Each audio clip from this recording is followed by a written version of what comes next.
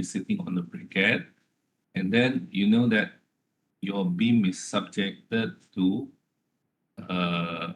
your beam is transferring the load.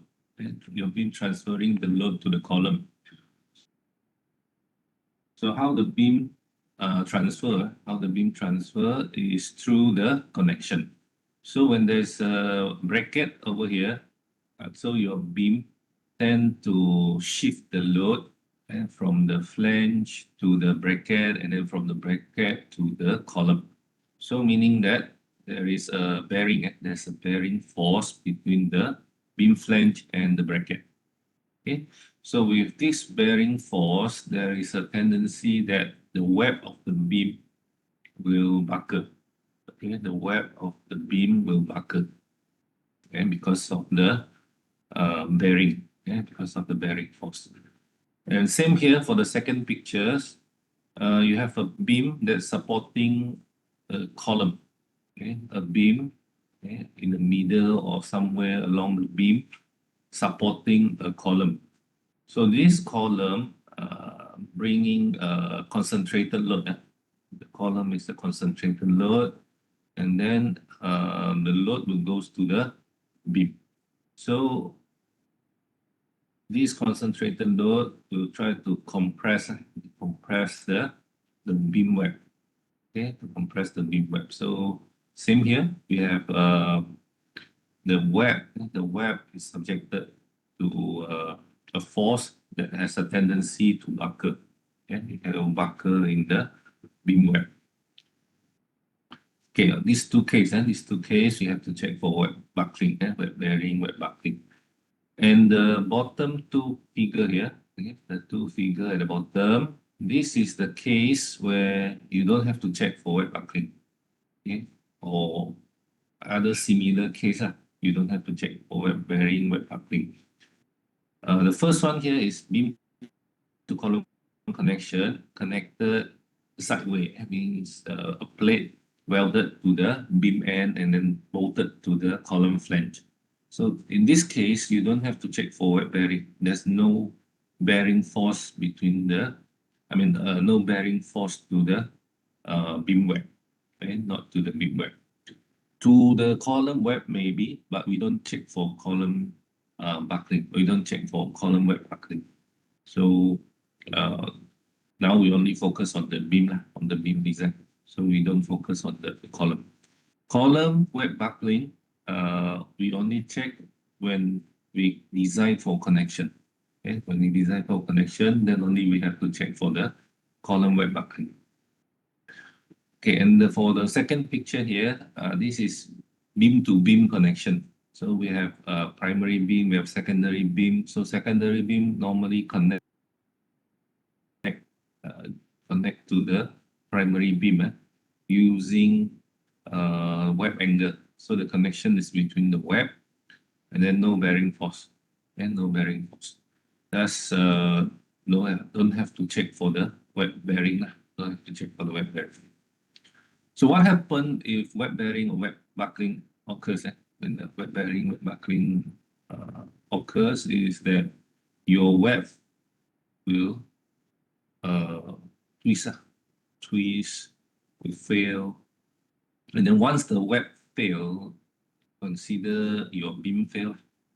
Your beam will fail, and then your beam will collapse. So we don't want this to happen. Therefore, we have to prevent from the web bearing or web buckling occurs. So in simple terms, make it simple. We want to check the resistance of the web. Okay? We want to check the resistance of the web and see whether it is capable to carry the force, bearing force. Okay? So we want to check the resistance of the web to carry the concentrated load. So in Eurocode 3, part 1.5, because web bearing, web buckling is under Eurocode 3, part 1.5, EN 1993-1-5, in clause 6.3, clause 6.3.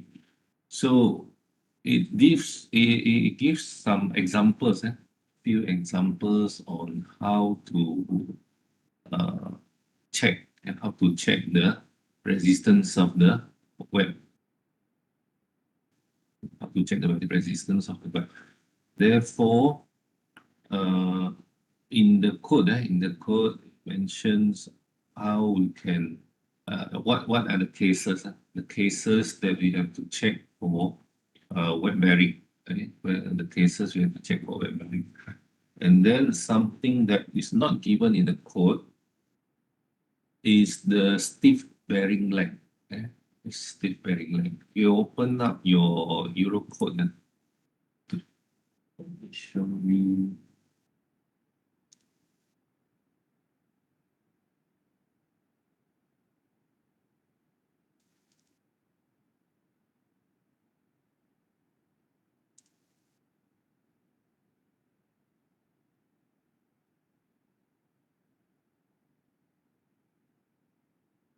Part 145.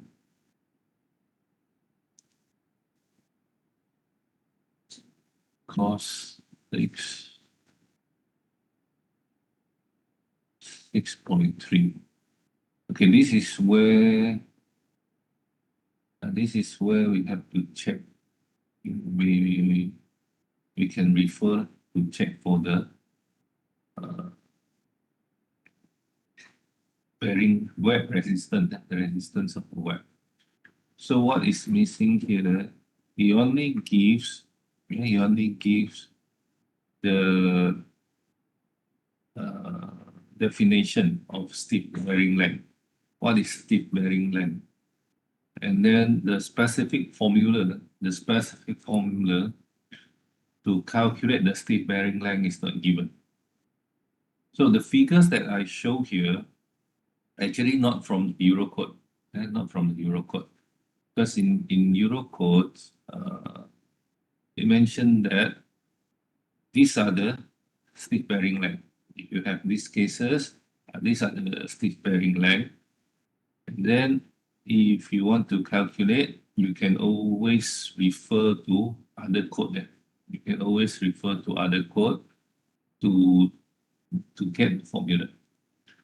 So what you see here, actually it comes from BS5950. BS5950.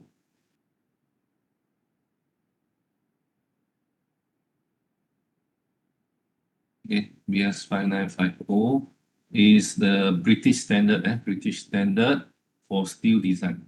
Okay, British standard for steel design. In this code, yes, it provides all these formula.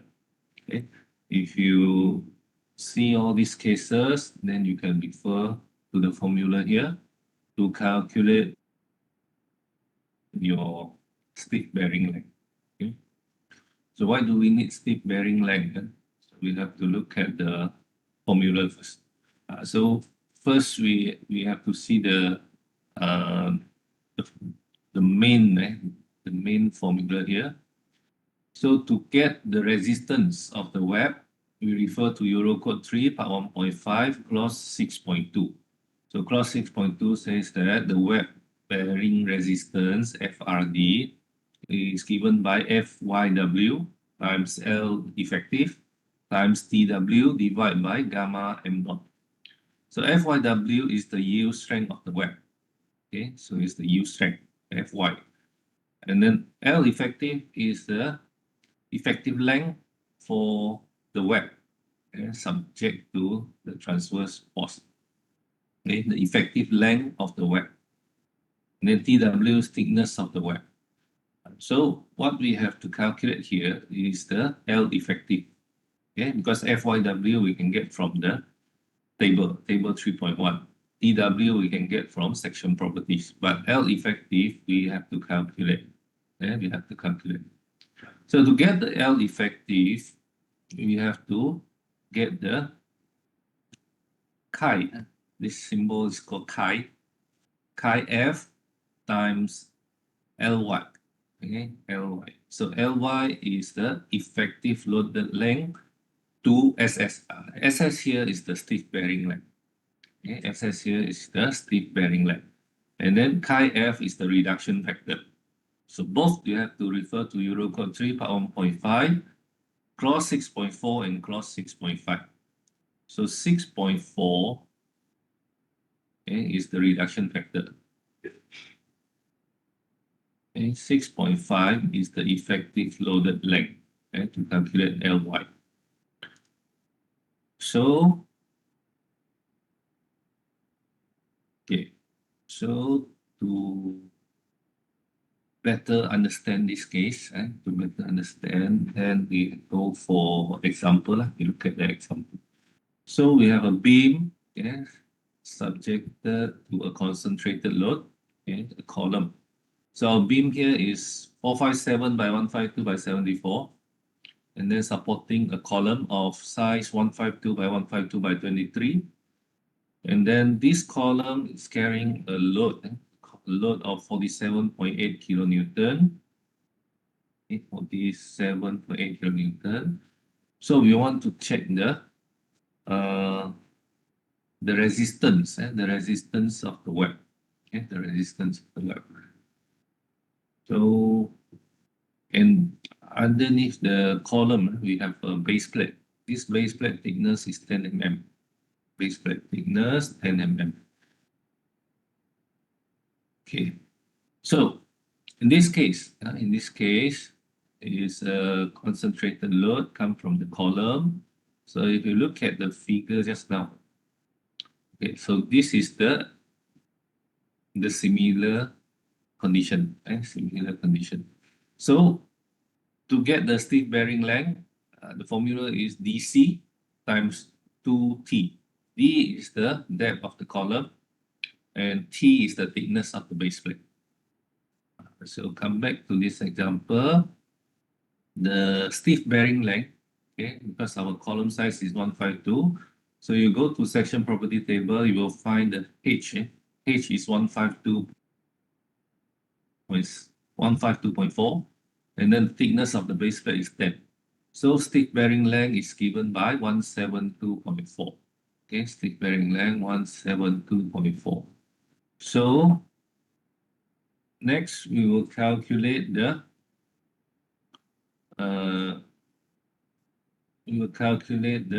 effective length, the Ly. So to calculate Ly, we refer to clause 6.5. Okay, 6.5. So 6.5 gives the formula for effective loaded length. And then there is a clause 1 and clause 2. Clause 1 here gives the formula for M1, M2, which will be used in the clause 2. Will be used in clause 2. So clause 2, okay, clause 2 says for types A and B. What is types A and B? We have to look at figure 6.1. Okay, this is 6.2. Okay, this is 6.1. Okay, so 6.1 we have type A, type B, and then type C. So in our case, if you look at our example here, okay, it's more like type A. It's more like type A. So we refer to clause number 2. Clause number 2. So clause 6.5 number 2. Type A and B, Ly should be obtained using SS and the stick bearing length plus 2TF times 1 plus M1, square root of M1 plus M2.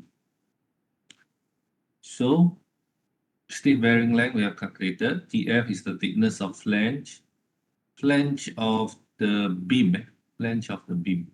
Okay, and then M1 is given here, BF over TW, and then M2, okay, M2 we have 2 here, 0.02 HW over TF if lambda F bar more than 0.5, or 0 if lambda F less than 0.5. So in the example, Okay, we use this formula, and then we calculate M1, we calculate M2, both, then we calculate both, and then we replace the values. We replace the values, we get 384.9. So after we get Ly, we have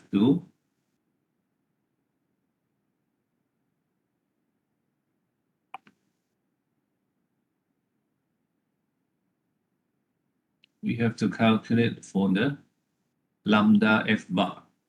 Okay, in order to get the reduction factor, we need lambda f bar. So to get lambda f bar, the formula is square root of Ly times dw times fyw divided by FCR. So FCR here is given by 0.9 kf E times dw exponent 3 divided by hw. So E is the modulus of elasticity, 210 gigapascal. Then TW, thickness of web, height of the web, HW, height of the web. So what is missing here is KF. So KF is given by 6 plus 2 times HW over A. And then plus 5.44 times V1 over A minus 0.21, and then times gamma S. And then gamma S is given by this. So to calculate KF,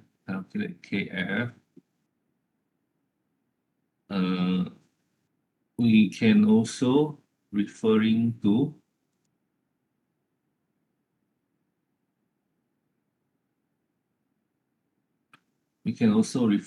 this. Okay, 6 plus 2 times HW over A. So this is according to type A. Type A 1. Okay, so we go to figure 6.1. Okay, figure 6.1. Type A, it gives also the formula for KF. It's the same KF. The same KF. So we use this formula to calculate KF. And since we do not know the values of A, because in the question, you just give a column, without showing the length of the beam. So we can assume that the beam length, the values of A is unknown, is large, unknown. So saying that this value is large and then can be ignored. So our KF will become 6. Okay, our KF will become 6. So we replace KF into the formula of FCR. KF times E times dW divided by HW. So we get our FCR 2461. 2461. And then 2461, we replace into the formula of lambda f bar. We get 0.64, which is more than 0.5. Meaning that our assumption here, for M2, 11.49. If your lambda f bar more than 0.5, your M2, 11.49. So our assumption correct. And then we can take our lambda f bar 0.64. So we calculate our reduction factor. Once we get our lambda f bar, we calculate the reduction factor chi f. We get 0.78. Okay, this is according to clause 6.4. 6.4. Okay. So we calculate FCR, and then we calculate lambda f bar, and then we calculate reduction factor chi f. Okay, so once you get reduction factor, what's next? We'll multiply reduction factor with the effective length, Ly. So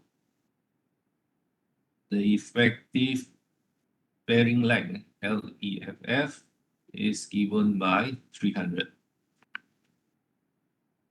So you multiply the U strength with the length of the web, effective length of the web, multiply with PW, and you will get the resistance of the beam web. Okay, so this is the resistance of the web. Okay, this is the resistance of the web. The question says the column is 47.8 kilonewton. Okay. The load is 47.8. Our resistance 792, so it's much larger, much larger. So we can say that the web is strong, no stiffener is needed. Okay, so this is the procedure, the procedure on how to check on the web bearing and web buckling. Okay, clear? So this is the part where we need to refer to Eurocode 3, part 1.5. Part 1.5. Okay, this is another example for beam to column connection. Beam to column connection. Then we have our bearing force here. So we want to check the resistance. We want to check the resistance of this web. Okay, we want to check the resistance of this web. So again, we have to refer to the figure to find the formula for stiff bearing length. Okay, referring to this end. So the similar case is this. Okay, this is the case. So we use that formula to calculate stiff bearing length, and we get the stiff bearing length is 16.4.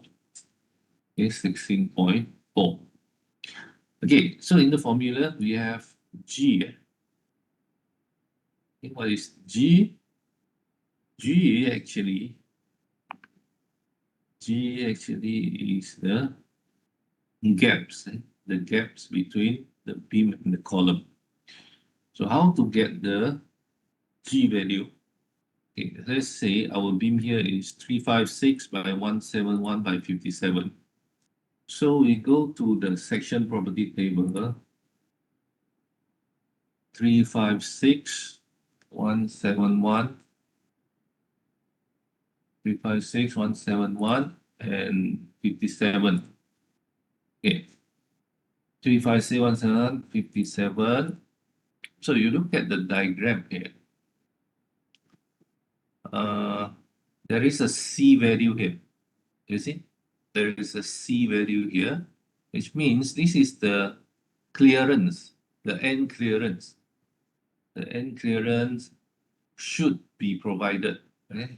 The end clearance that you should provide when you design a connection. Okay? When you design a connection. So this clearance is given. Is given dimension for detailing the end clearance C. So you look at the beam 356, 171, 57, and the clearance is 6. It's given. It's a compulsory value for end clearance. So the G here is the end clearance. Okay, the G here is the end clearance. But here, this question gives that the end clearance is 10. So if this end clearance is not given, if the 10 mm is not given, you can always refer here. Okay, this is minimum, minimum clearance 6. Minimum clearance is 6. So you can allow more clearance. Like this example, it gives 10. Or you can refer here the minimum clearance 6 mm. Either one. If the question gives you 10, then you use 10. If not given, then you can refer to section property table to use 6 mm. Okay, so since the value is given, so we use 10 for the calculation.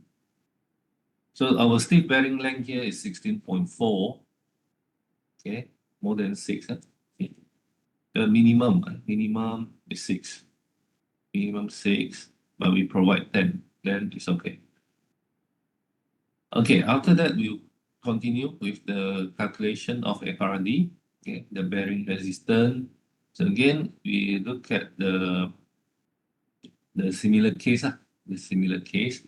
And for this case, for this condition, if you look at 6.1, you look at 6.1, figure 6.1. Okay, this will be more like type C. Okay. It is at the end. The force is not in the middle, not as type B or type A, but it's more to type C. Type C. So type C, we use KF equals to 2 plus 6 times SS plus C divided by HW. Okay. So what is C? C is here. Okay. The support and the H, from support to the H. So from support to the H, in this case, 0. This is our support. Then we don't have any H. So we use 0. So our KF here is 2.24. 2.24. 2.24 less than 6. And then to calculate Ly, we have type C. We refer to type C, the formula for type C.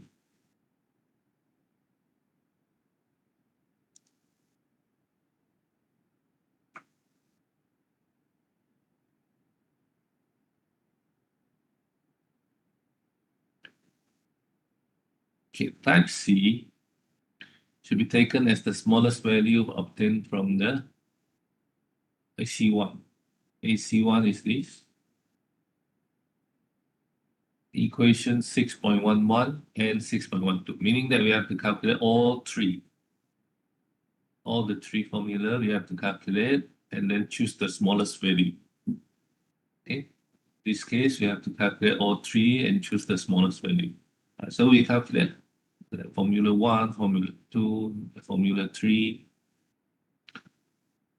and last we get Ly 121.2, 16.4, and then 16.4 here. Sorry, this is LE. In the formula, we have LE. LE, so we calculate LE. Then we calculate M1, M2. Then we replace all the values into the formula, all the three formulas. So we have 167.5, 85.59, 91.96. So between the three values, we choose the smallest 85.6 and 85.6. And then we calculate FCR. Okay, we settle here Ly 85.6. Then we want to calculate the reduction factor, chi F. So to calculate chi F, we need FCR. Okay, our KF, we have calculated here, KF 2.24. Then we get FCR 455.9. 455.9. Then we get lambda F bar 0.63, chi F 0.79. So we replace 0.79, 85.6, then effective length 65.06. Okay, so from here, FRD,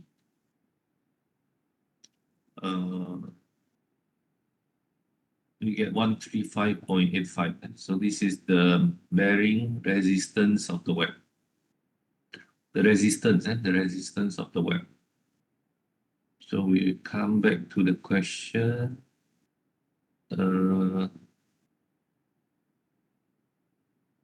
Didn't mention the load. Okay, so missing force here.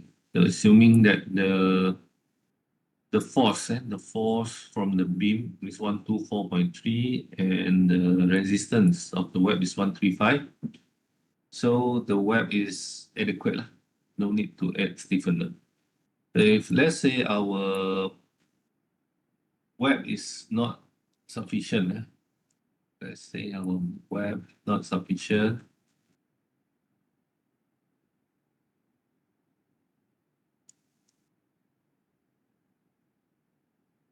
like what I draw in on the whiteboard.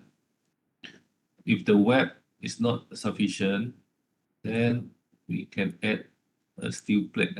We can add a steel plate at both sides. We can add a steel plate at both sides to strengthen our web. So underneath the concentrated load, we can weld the two steel plate underneath the concentrated load, welded, so to strengthen the web, and we can prevent the web bearing. Yeah, we can prevent the web bearing, web buckling. So to design this stiffener, can be calculated here also using Euro code 3 part 1.5. Somewhere here.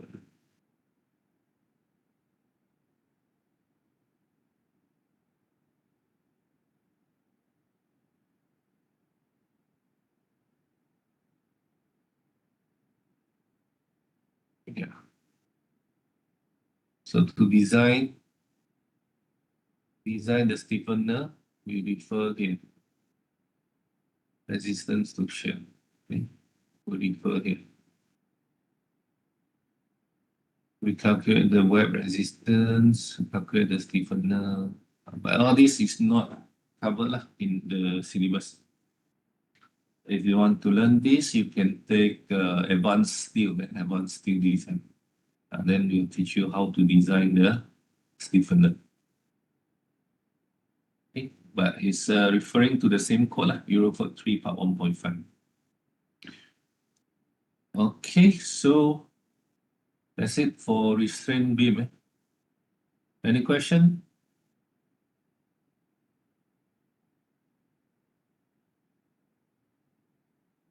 So that is for restrained beam. What you have to check for restrained beam. Okay, shear resistance, moment resistance, web bearing and web buckling. If you have concentrated load, then only you check for web bearing, web buckling. And also you have to check for deflection. So these are the checking for restrained beam, Any question?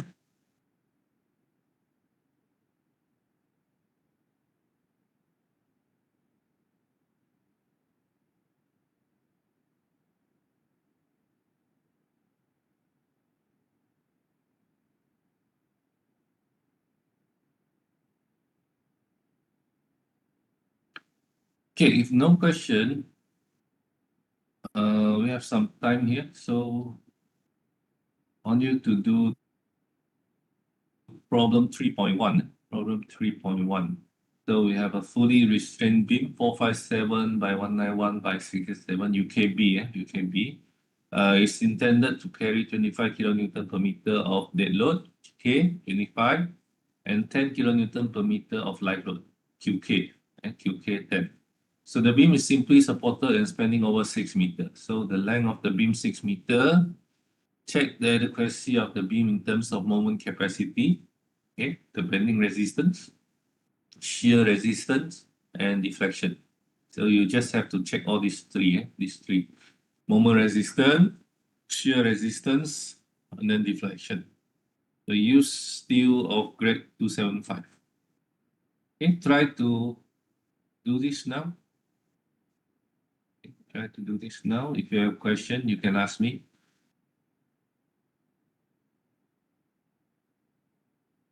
Okay, class. Can you do now?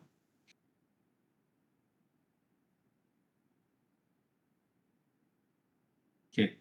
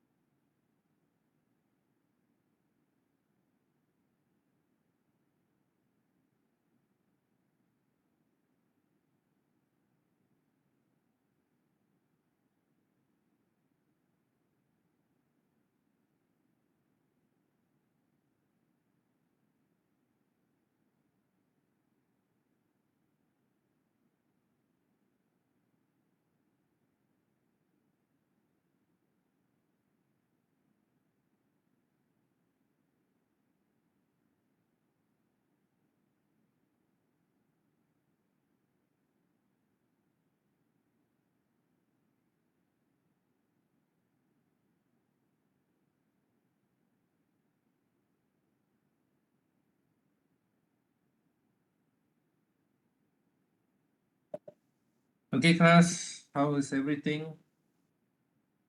Done?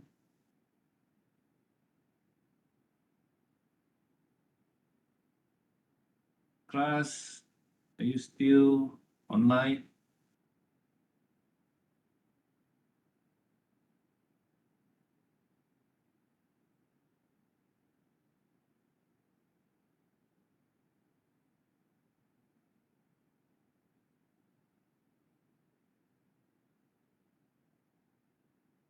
Okay, class, I have one more thing to show you before we can end our class today.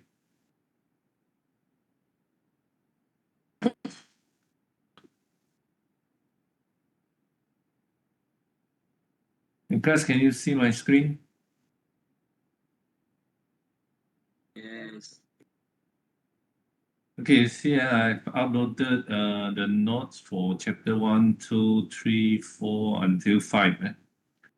All the slides I uploaded, and then problems from chapter 2, chapter 3, together with the answer. Chapter 4 also I've uploaded. Chapter 5 I've uploaded.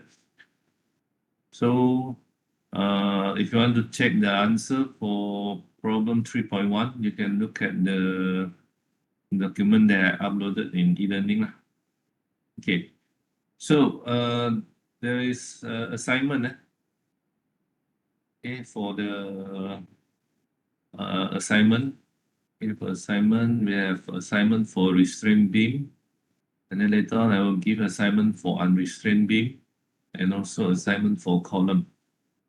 So all these will be counted in your final grade, final marks.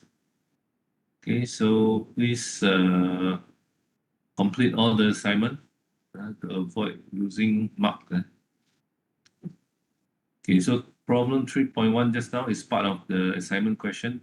So I asked you to do 3.1, 3.2, and also 3.4 and three questions. Restraint beam, I will decide later, column also. And then another thing is, if you look at e-learning, I have placed test 1 and test 2 dates. The dates for test 1 and test 2. Test 2. Test 1 on 17 November, Monday, 8 p.m. to 10 p.m. Okay, but the test only 1.5 hour, 1.5 hour, 1 hour 30 minutes for two questions. Okay, design of beam, design of column. So you have to bring your own Eurocode. Okay. Okay, that is test one. Test two on the January 7th January 2026, Wednesday, 8 to 10. Okay. Cover trusses and connection. So you have to bring your own Eurocode. So all the informations I have put it in the e-learning. So any updates, I will inform through WhatsApp group, or you can check through e-learning. All right, so basically that's all I want to show you, and I think that's all for today. So Monday holiday. So happy Deepavali to Sujendran. I'm not sure if there's any other Indian name. Yeah. So happy Deepavali and happy holiday lah to all. I will see you again Thursday. Thursday. Next Thursday will be online also. Okay, online. You may use the same meeting link lah I provide. Okay. Anything you want to ask?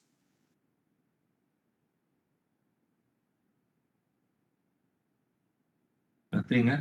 All right. So Doctor, yes. I came 11 minutes late, so I didn't make the scan for the QR. Oh, I already deactivated. Is that okay? No problem. All right. Okay, so that's all for today. Anything else?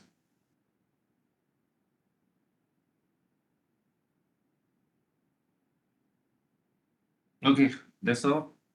Thank you. See you next Thursday.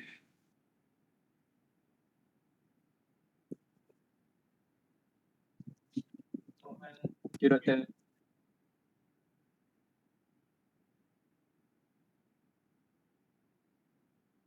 You don't tell.